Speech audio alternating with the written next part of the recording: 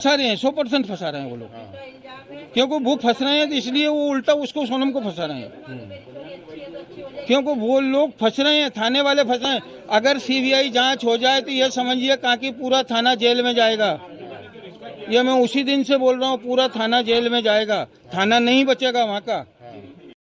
Pinkesan dok yap ukpa ke sonom baga jengsa penyap uraja day beladon ketilang daki pulit ke Mekhalaya udiman bantok kit CBI ongru bawat ya chief minister ru day bantok kit lang ulakono ru ba ha Mekhalaya la jele tang daki gunda bat ki jusiu pisah syaki pulit man katayo kenang ban yo le free ya ki kam gunda tisngap ya kene ke kubor chakmat।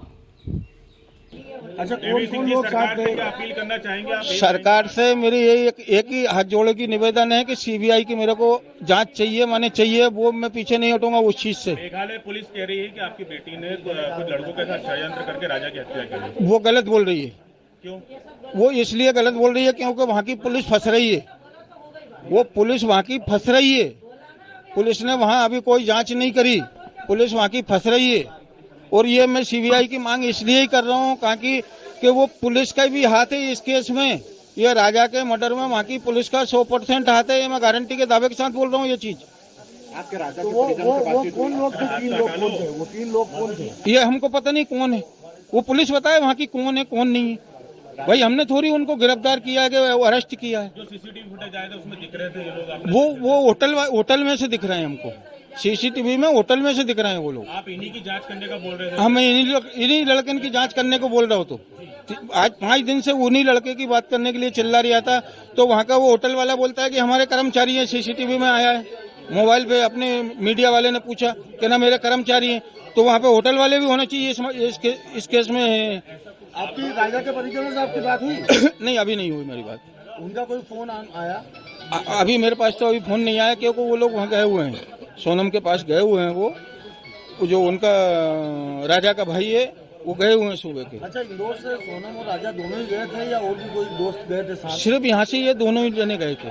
कितने बजे गोविंद को इन्होंने phone लगाया, कहाँ से? ये करीबन रात को 2 बजे करीब फोन लगाया था। उसने बोला भैया मेरे को बचा लो कहना, और मैं यहाँ हूँ।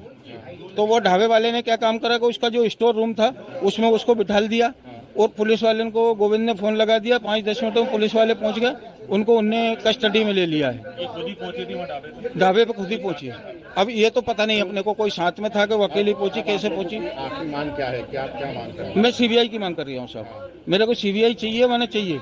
सीबीआई नहीं आएगी जब तक कोई जांच नहीं होगी।